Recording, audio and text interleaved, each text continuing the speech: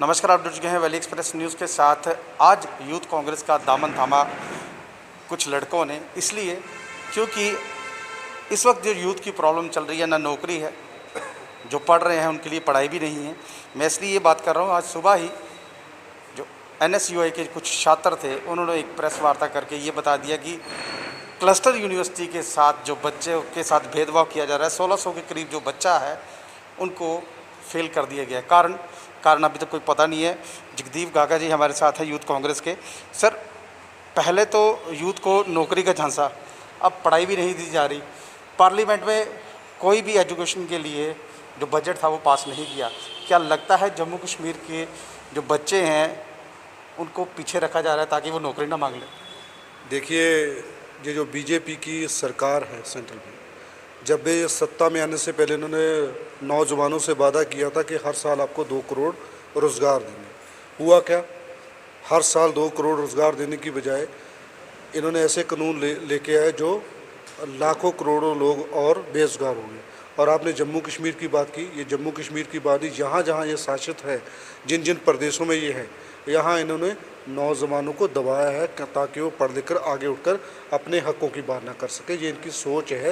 ये कांग्रेस पार्टी नहीं कि हर किसी को आगे बढ़ने का मौका देगी। जुमलेबाज लोग इकट्ठे हुए, इन्होंने देश से कोई मतलब नहीं है, ये सिर्फ अपने आप तक मतलब है, इनको सत्ता की भूख है। सर, एक तरफ राहुल गांधी जी का जब यहाँ पर जम्मू कश्मीर में दौरा हुआ, उसके बाद कहीं ना कहीं बीजेपी के कुछ कार्यकर्ता थे, उन्होंने गंगा जल छिड़क कर कटरा को पवित्र करने की बात की। ये गंगा जल तब छिड़का जाता है जहाँ तो कोई इस दुनिया से चला जाए या कहीं पूजा पाठ किया जाए, क्योंकि वो ऑलरेडी पवित्र धरती थी माता वैष्णो देवी की। और 16 साल के बाद राहुल गांधी जी जम्मू आए थे। क्या लगता था आपको इस तरह का कार्य करना चाहिए था? अगर राहुल गांधी जी यहाँ पर आके माता वैष्णो देवी के दर्शन करने के लिए, कोई पॉलिटिकल उनका दौरा नहीं था, लेकिन फिर भी इन्होंने उसके ऊपर वो थे आरोप उठाए, क्या करेंगे आप इसमें? ये बीजेपी की शुरू से मंशा है दूसरों पर आरोप और प्रतोप लगाना। माता वैष्णो देवी जी का दरबार सभी के लिए है, वो अकेला बीजेपी का नहीं है। राहुल जी अपनी जब पैदल यात्रा करने के लिए है, वो सिर्फ माता वैष्णो देवी जी के दरबार में, इससे पहले वो अलग अलग धार्मिक स्थल है वहाँ पर यात्रा पर गए। ये गंगा जल छिड़का कर आप उनकी अपनी मानसिकता को, उन्होंने जो गंदी मानसिकता है वो उसका उन्होंने सबूत दे दिया। इसके बारे में ज़्यादा नहीं बोलूँगा, क्योंकि धार्मिक स्थल कोई भी हो, किसी का भी हो, जब वहाँ पर कोई भी जा सकता है। आप ऐसे गंगा जल छिड़काकर जो पहले से पवित्र है, आप गंगा जल छिड़कर क्या प्रूव करना चाहते हो कि वो पवित्र नहीं है? ये उनकी गंदी मानसिकता है, ऐसा उनको नहीं करना चाहिए। सर, जम्मू में जिस तरह से जब से राहुल गांधी यहाँ पर होकर जा चुके हैं, और जो कांग्रेस थी और यूथ कांग्रेस है, अपने वर्करों में जो एक जान फूंक कर गए हैं, कहीं ना कहीं लड़ने की जो एक उन्होंने एक चीज़ बताई थी, ये हाथ का कुछ सिग्नल दिया था।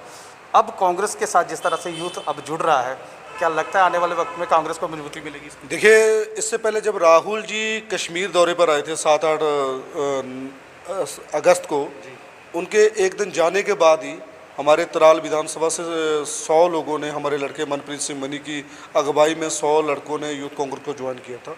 उसके 1 महीने बाद ही वो मंदिरों के शहर वैष्णो देवी माता जी के दर्शन करने आए, पैदल यात्रा उन्होंने की। उसके जब वो आए तो आपने देखा होगा कि नौजवानों की, सीनियर कांग्रेस की जवानों की कांग्रेस उस दिन सड़कें भरी हुई थी। अपने नेता के आने की खुशी में लोग बहुत खुश थे। उनके आने के बाद बीजेपी को कम से कम 1 हफ्ता नींद नहीं आई। उन्होंने गंगा जल भी छिड़का, ऐसी कुछ होशी हरकतें की जो नहीं करनी चाहिए थी। अपने नेता के आने के बाद वाकई में नौजवानों में एक उत्साह है, क्योंकि हमेशा कांग्रेस पार्टी ने नौजवानों की, मजदूरों की लड़ाई लड़ी है, और उनको लगता है कि एक ही होप है, वो रागा श्री राहुल गांधी जी लोगों की लड़ाई लड़ सकते हैं, नौजवानों की लड़ाई लड़ सकते हैं, महिलाओं की लड़ाई लड़ सकते हैं। सर, 2 करोड़ रोज़गार की बात आपने भी की, मैं भी यही कर रहा हूँ। 14 करोड़ रोज़गार था जो देना था, लेकिन थोड़े दिन पहले ही जब नरेंद्र मोदी जी का जन्मदिन मनाया गया, तब कईयों ने पकौड़े तले, कईयों ने भाजी का जो एक ठेला था वो लगाया, यूथ कांग्रेस की तरफ से लगाया, बाकी कईयों ने बूट पॉलिश किए। क्या लगता था, क्या इसको इस तरह मनाना चाहिए था?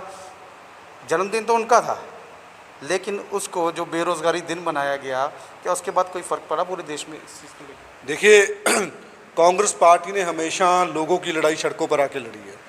17 सितंबर को उनका जन्मदिन था, हमने जन्मदिन की बधाई दी और साथ में मोदी जी को चेते करवाया। उनको बताया कि आपने वादा किया था 2 करोड़ रोजगार देने का नौजवानों को। ये देखिए, आपने बोला कि पकौड़ा तलो, ये रोजगार देना है, इसलिए उन्होंने बोला था कि जो नौजवान पकौड़ा तल सकते हैं वो भी रोज़गार है। उनको बताया गया कि एक डिग्री वाला लड़का जो इतना तमाम दिन रात पढ़कर एक डिग्री लेता है, उसके बाद क्या क्या वो पकौड़ा तल के रोज़गार देगा। इसलिए उनके ऊपर एक जो बयान था उनको दर्शाया गया कि मोदी साहब आप जागो, 7 साल हो गए, आपने हर साल 2 करोड़ रोज़गार देने का वादा किया था, नौजवानों को रोज़गार दो। सर लास्ट सवाल रखूँगा, जियो की बात करूँगा। जिस तरह से रिलायंस के शोरूम यहाँ बोले जा रहे, चलिए मनप्रीत सिंह जी से बात करेंगे। मनप्रीत सिंह जी, जिस तरह से ये बताया जा रहा है कि जियो के जो शोरूम्स यहाँ पे आए जा रहे हैं, 100 शोरूम की बात की है, एक शिफ्ट में 50 आदमी होंगे, यानी कि एक मॉल में 200 आदमी होंगे, 4 शिफ्टें लगेंगी। क्या ये जो बेरोज़गार लोग हैं या युवा वर्ग है, क्या उनको वहाँ लगाया जाएगा प्राइवेट सेक्टर में? देखिए, आप जब से ये सरकार आई है, नौकरियां मिलनी तो क्या, नौकरियां तो ख़त्म ही होती जा रही हैं। 2 करोड़ नौकरियां बोल रही थी, 2000 ये दे नहीं पा रहे हैं। ऊपर से अब ये प्राइवेटाइजेशन को ये इस हद तक लेके चले गए हुए हैं कि जो गवर्नमेंट संपत्तियां थी वो भी प्राइवेट कर दी हैं। अब हमारे यहाँ पे वेयर हाउस में देखें, मंडी में देखें, कनक मंडी के लोग देखें, इन सब के ऊपर तो ये सीधा इन्होंने तलवार ऐसी जो टांगी हुई थी वो छोड़ दी है। इनको सीधा ये चाहते हैं कि लोग मरी जाएं, भूखमरी से मर जाएं, बिना काम के मर जाएं, पैसा ना कमाएं। इसीलिए हर चीज़ जो है, अपने उद्योगपति दोस्त जो इनके 2-3 हैं। मनप्रीत सिंह जी, जिस दिन बंद हुआ उस दिन हमने ये भी देखा कि बीजेपी के कुछ कार्यकर्ता लोगों को ये समझा रहे हैं आप बंद मत कीजिए, ये आपको फ़ायदा होगा। किस तरह का फ़ायदा होगा? क्योंकि निजीकरण पहले तो मॉल्स का किया, सरकारी संपत्ति का किया, अब दुकानों का भी निजीकरण कर रहे हैं। देखिए, जो बीजेपी के नेता है ना स्टेट के, इनके लिए ये सेंटर की सरकार एक ऐसी हड्डी बन गई है गले की, ना निगल पा रहे हैं ना निकाल पा रहे हैं। ना ये बोल पा रहे हैं कि गलत हमारे साथ हो रहा है, ना ये जतला भी रहे हैं। इनडायरेक्टली लोगों को दिख रहा है कि इनके साथ गलत हो रहा है, उनको भी पता है, पर वो बोल नहीं पा रहे हैं क्योंकि क्या करें, सेंट्रल लीडरशिप का प्रेशर है। तो ये कहीं ना कहीं जो बीजेपी सरकार है पूरी तरह से फेल हो चुकी है। लोकल लीडरशिप तो मेरे को लगता है अब आपको ग्राउंड पे भी नहीं दिख रही है। दिखेंगे तो आपको यूथ कांग्रेस के कार्यकर्ता या पीसीसी के हमारे जो कांग्रेस के लोग हैं प्रोटेस्ट करते दिखेंगे, लोगों की आवाज़ को बुलंद करते हुए दिखेंगे।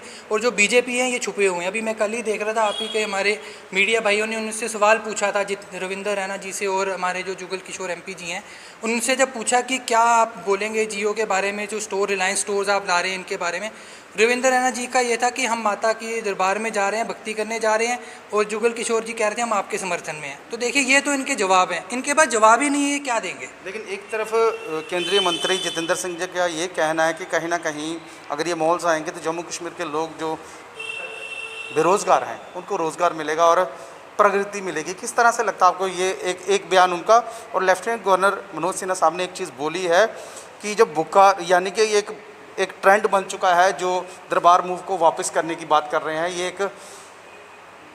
एक ग्रुप बन चुका है। क्या लगता है आपको दरबार मूव पहले 150 साल पहले चलता था, वो भी एक ग्रुप था? देखिए, दरबार मूव जो था ये ग्रुप नहीं था। दरबार मूव एक कल्चर्स का मिलना था। लद्दाख से, कश्मीर से लोग जम्मू में आते थे, यहाँ सर्दियों में, सर्दियों से वहाँ जाते थे। देखिए, व्यापार को बढ़ाने का भी एक तरीका था। अगर ये ग्रुपिज़म या ऐसा होता तो पहले भी बहुत समझदार लीडर इनसे बहुत बड़े बड़े आए हैं जिन्होंने ये स्टेट चलाई है, ना कि ये यूटी बनाई है। उन्होंने स्टेट को स्टेट का दर्जा रहते हुए ही चलाया है। तो अगर ऐसा उनको लगता तो वो भी कर चुके होते, बट उनको पता था कि कहीं ना कहीं पे ये दोनों जो सूबे हैं, जम्मू और कश्मीर, इन दोनों के फ़ायदे की बात है। जब वहाँ से लोग यहाँ आएंगे, यहाँ व्यापार बढ़ता था, जब यहाँ से वहाँ जाते थे, वहाँ टूरिज्म बढ़ता था। मनीष जी, 150 साल पुरानी प्रतिक्रिया है। जब महाराजा के टाइम का ये दरबार चलता था, उनको पता था जब वहाँ पर सर्दी होगी तो कामकाज बंद हो जाएगा, क्योंकि सर्दी इतनी हो जाती है कि काम कोई कर नहीं पाता, पेन की स्याही तक जम जाती है, इसलिए जम्मू में मूव किया जाता था। क्या लेफ्टिनेंट गवर्नर ने ये रोकने से पहले कहीं लोगों से डिस्कशन करनी चाहिए थी, कुछ लोगों से मिलना चाहिए था, फिर ये क्यों रोकना चाहिए? देखिए, अगर आप डिस्कशन की बात करें, लोगों से मिलने की बात करें ना, तो अगर ऐसा बीजेपी सरकार कर रही होती तो आज हमारे किसान सड़कों पे नहीं बैठे होते। क्योंकि आज उनके ही मंत्री श्यामलाल जी ने ये बोला जल्दबाजी का फैसला था ये। देखिए, इनको इनके सर फैसले जल्दबाजी के हैं, जल्दबाजियाँ इनको दिख रही हैं। अब ये बोल नहीं पा रहे, मैं आपको कहता रहा हूँ, ये वो हड्डी है, ना निकल पा रहे हैं ना ले पा रहे हैं। बहरहाल देखिए, यूथ कांग्रेस के कार्यकर्ता आज ज्वाइन हुए और जगदीप काका जी जो यहाँ जम्मू में हैं, इन्होंने ज्वाइनिंग कराई और इनका मात्र यही कहना है कि जिस तरह से यूथ कांग्रेस के साथ जुड़ रहा है, यूथ कांग्रेस के साथ जुड़ रहा है, आने वाले वक्त में हो सकता है कि प्रधानमंत्री जो हैं राहुल गांधी जी आ जाएं, क्योंकि यूथ का जो मन है वो बदल चुका है और जिस तरह से इनके साथ लोग जुड़ रहे हैं, हो सकता है आने वाले वक्त में कांग्रेस कहीं ना कहीं सत्ता में आ जाए। बाकी आगे की अपडेट के लिए जुड़े मेरे साथ। नमस्कार।